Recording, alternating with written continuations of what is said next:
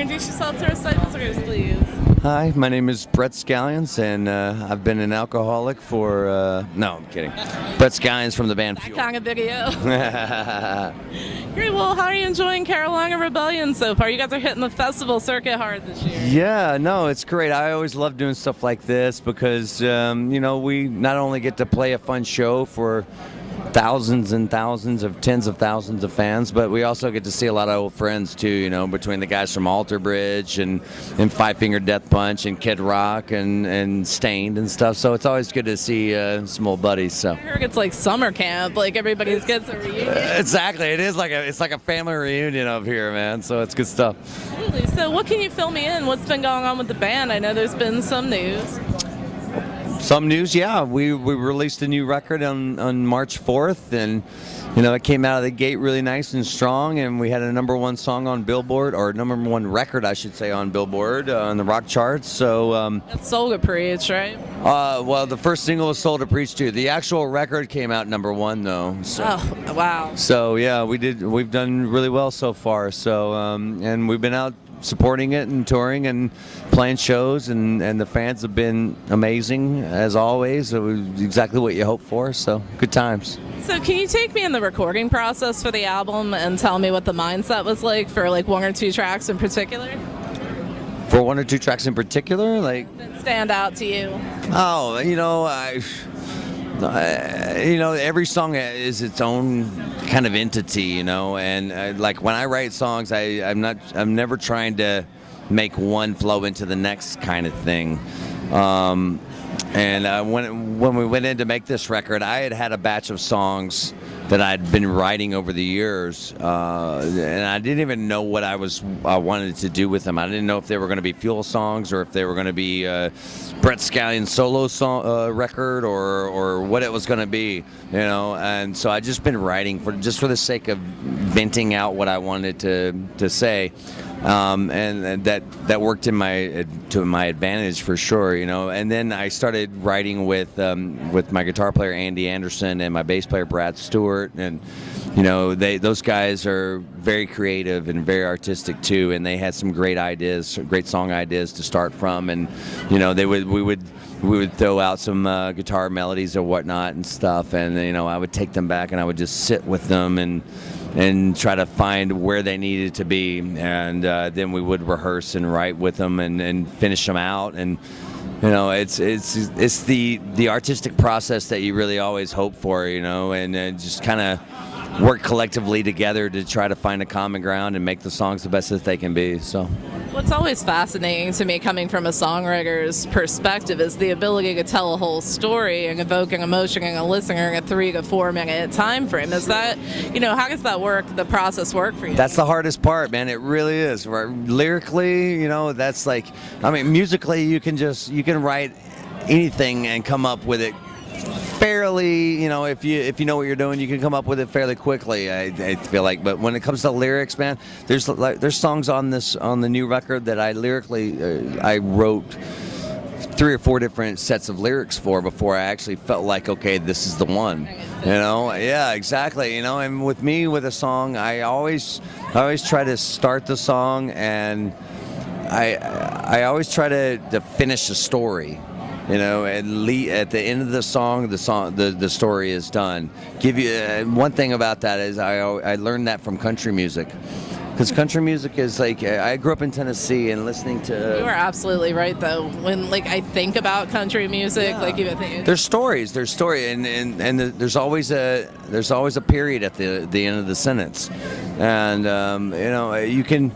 you can write obscure lyrics, and you can write things that maybe people can't quite understand exactly what's going on, but at the same time you can write something that has a starting point, a middle, and an ending, and that's what I always try to do when I'm writing lyrics. So well, I think too, what you take away from it and what somebody else may take away from it, being it's kind of like left open for interpretation. Sure, absolutely. That's the beauty of music, and not understanding what the writer was talking about when they wrote the song. You know, like the first time I heard "Someone Saved My Life Tonight" from Elton John. I don't know if you're familiar with the song. I had no idea really what the song was, and you know, listening to those amazing lyrics that Bernie Taupin was writing. But then I later find out that it was him understanding that he wasn't ready to get married, and understood, finally realized to himself that he was gay. You know, and it's like, wow, that's what that song's about, really. You would never know sometimes. No, but it's a beautiful song, and the lyrics on it are just incredible. So. Absolutely. So, I mean, with so much honesty and everything in the songwriting process, is it ever hard for you to reveal so much of yourself out there? And when you're in that headspace and you're performing these songs each and every night, is it ever hard to be in that headspace and relive those emotions? You know, in the heat of the moment when you're on the stage, you're just going through the song, and I don't think about lyrically. I don't think about what the meaning of my songs are. Yeah. You know, I know that there are some artists out there that just kind of get recaptured in the moment of what the lyrically those songs are about, and I get that and I understand it. But for me, when I go on a stage, I'm all about just having fun and interacting with the crowd and having a good time and trying to suck them in and let them enjoy what a Fuel show is. So, how have you seen your fan base change over the years? You know, we've all grown older, to say the least. You know, the Sunburn record came out in 1998, so it's been a long time, and you know, that thing was on heavy rotation in 1998. Knock on wood, you know, it's like, you know, I thank God I've had a career that has been fruitful enough to where I can be able to continue being a musician and doing what I truly love to do, you know, and thank God for the fans for allowing me to do that. So, yeah, that's... Oh, I mean, it's so awesome, and it's refreshing to see that you guys are still doing it. I mean, I think Sunburn was one of those albums that was just a pivotal album of the time, and it still lives, you know, I mean, it's still fantastic to this day.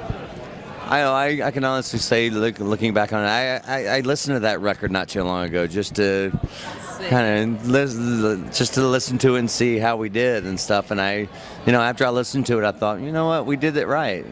We did it right. We got it, you know. And it was fun to make that record because that record, we did it. I don't know how much you know about recording and the process and stuff, but we did that on 2-inch, which is... you know, it's not Pro Tools and things like that, you know, and there's no fixing it later kind of thing. It's either you get it. See, that's what that perfectly imperfect sound. Yeah, you know, all the amazing records that I grew up listening to, there's so many little imperfections on them. You know, I played with Ray Manzarek and Robbie Krieger of The Doors for a few years, and I was singing for them. And when I had to go and learn the catalog of songs for the shows and everything, I was really cracking up sometimes because I would hear sour notes left and right because those guys were literally in a room playing those songs, and they were playing it live, and they were just recording it, and it was like, okay, is that the take? Okay, that's great. Let's move on. You know, one of those things. And it wasn't a matter of them getting the drums down and then trying to get the bass down and then layering everything over and over and over again. You know, it was just a matter of a band sitting in a room and playing the song. I love those nuances. Absolutely. That's a beautiful thing when artists can record records like that. So. Absolutely. Well, I want to thank you so much for taking a few minutes to speak with me today. I appreciate it. Is there any comments you'd like to share with fans? Hey, I am out there. I'm on cyberspace, so come hang out with me. You know, I'm on the Twitter and the Facebook, and there's the fuelrocks.com and all that kind of stuff. So come on and hang out with us, man. We're having fun. Nice. Thank you so much.